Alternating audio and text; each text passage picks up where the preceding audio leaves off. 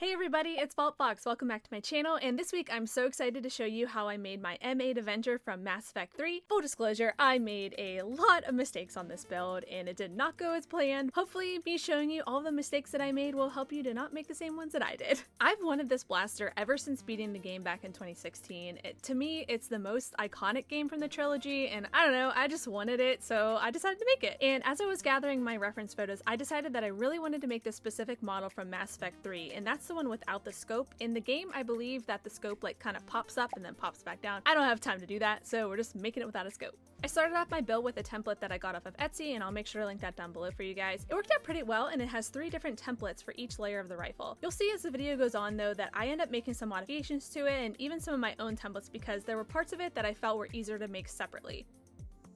Once I had the template all taped together, I took out some of my 10mm foam mats that I got from Harbor Freight to use as a base. And here you'll see this big brain moment I was having trying to fit this entire gun onto one sheet of foam. Spoiler, I couldn't.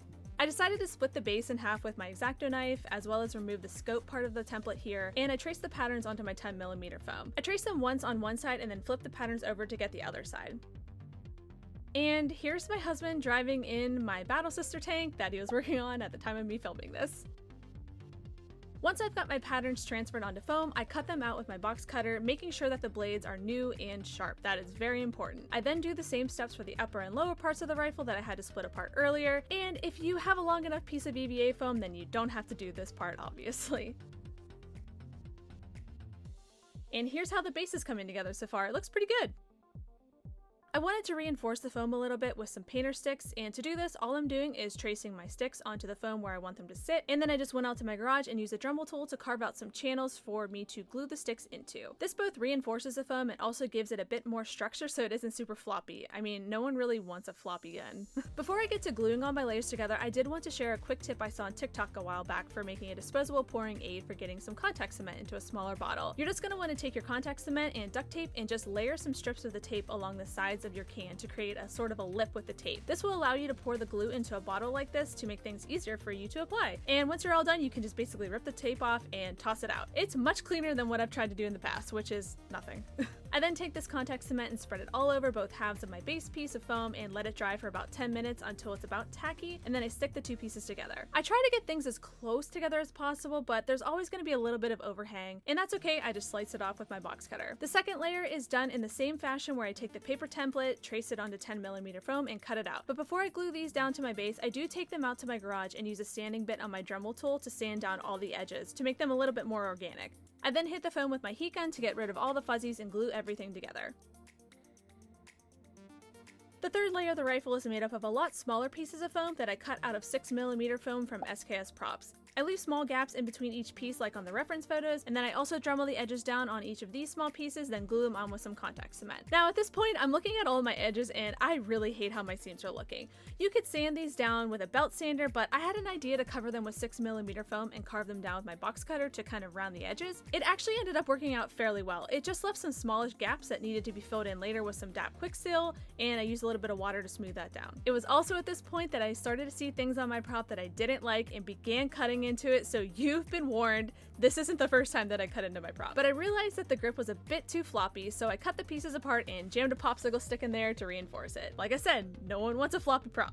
Then I started to put on a layer of 6mm foam to the bottom of the rifle stock like I did on the top, and once I was done with it, I absolutely hated it and just cut it right off. But I did go back over and did the same technique but used 2mm foam, and I liked the results a lot better.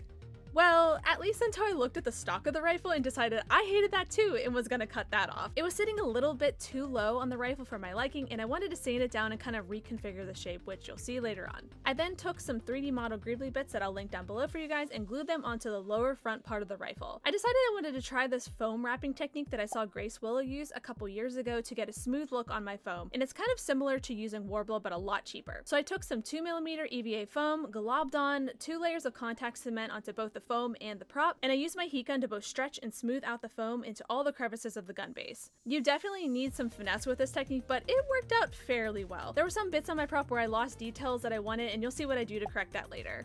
I cut out these grill parts on the front of the rifle again out of 2mm foam and glued them on with some contact cement, and then I cut off the little box thing at the back of the rifle because it didn't look good. I mean, like, look at this. What even is that? So it had to go. So to create another box, I just laid my rifle down onto my cutting mat and used some layers of painter's tape to sketch out a rough template of the box. I then took this template and traced it out 4 times onto some 10mm EVA foam to create a nice little box thing. I honestly don't really know what this is for on the rifle. I cut out the details with my X-Acto blade on both sides, but you could and should do this when they aren't glued together because it's way easier. I then took the box out to my belt sander and sanded all the edges smooth, and it's looking much better already. To cover the edges even more, I took some 2mm EVA foam and glued it along the outside of the box with contact cement, similar to what I did when I was wrapping the entire gun. I then used some more painter's tape to create a pattern for the top part of the box and cut this out of 2mm foam as well and glued it onto both sides. I was really mad at myself for how this first box looks, but I am so glad that I took the time to remake it. The difference is just like, look at it, like just look at the difference. It then got glued back into place with just some contact cement. For the stock, I also had taken this out to my belt sander to sand all the edges down and give it a better shape. I also cut out the inside of the stock to be a bit larger too. Then I did the same process of wrapping the outside with 2mm EVA foam as I did with the other pieces, as well as creating a template out of painter's tape for the detailing on top with some more EVA foam. I then glued it all into place with some contact cement to the back of the gun. While that was drying, I took my soldering iron and burned in some details into the foam. And I also worked on fitting my 3D printed barrels into the front of the gun by cutting out a channel with my box cutter. And here's where I cut off yet another part of my gun, this time that bit on the bottom that had all the little 3D printed details. I kind of went over this in my last video about like dealing with failure, but I hated how this 2mm foam made everything too smooth out on this specific part of the gun, so I just cut it off and questioned what I was doing with my life at this point in making my prop. Before I glued in the barrel, I took some of my 2mm EVA foam and wrapped that 3D print with it, similar to what I was doing before. I did this mostly because the barrel was just slightly too thin for my gun, and also because I honestly just really didn't want to sand it down. I made this little tiny barrel thing by taking a barbecue skewer that we had lying around and wrapped some 2mm foam to the end of it. The last little bit of foam work I had to do was create the little small grill pieces that were on the side that light up. I wanted to make these separately because I plan on sticking some LEDs in there, and I wanted to be able to remove them whenever I wanted to. Once they were finished, they were backed with some red pet sheet plastic that I had lying around from another project, as well as some packing film to diffuse the LEDs. And finally, it's on to priming this gun, the part that I honestly never thought I would ever see. I primed the entire gun with Plaid FX's primer. I used around 3 coats of this stuff, and it actually worked out pretty well. This was my first time using it. I then did a second pass of DAP Quick Seal along the top of the gun using water to smooth it out between the layers. I got a little bit Dremel happy around here and had sand and some really nasty texture into the foam, but the Quick Seal actually took really good care of it, and it looks like I never did any damage to it at all. Then it was onto a final layer of the Plaid FX primer before painting the entire gun a base layer of black, and then I finished by painting in all of those metallic silver details with another Plaid FX color as well.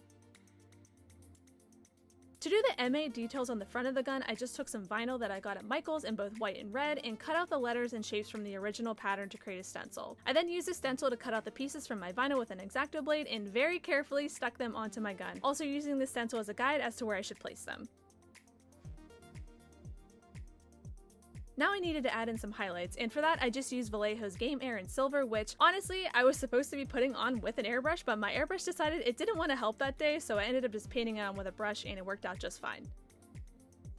And last, it's onto the LEDs, and admittedly I didn't want to spend any extra money on good LEDs right now, so I just took some of these red fairy lights that I had lying around. I can easily access the battery whenever it needs changed or I need to turn it on and off. But you know how sometimes you're working on something and you don't think you're ever going to see the end product, and whenever you see the end product, you're just like, oh my god, I can't believe I finally got here. I hope that this video was helpful to you in some way, or at least showed you how not to make an M8 Avenger. But as always, guys, thank you so much for watching, and I will catch you guys next time. Bye! Oh my god, there's a piece of foam in there already. God, what a mess. I am a mess. Hey, it's my brow sister! Hey! I'm just filming like the absolute chaos that is my desk right now.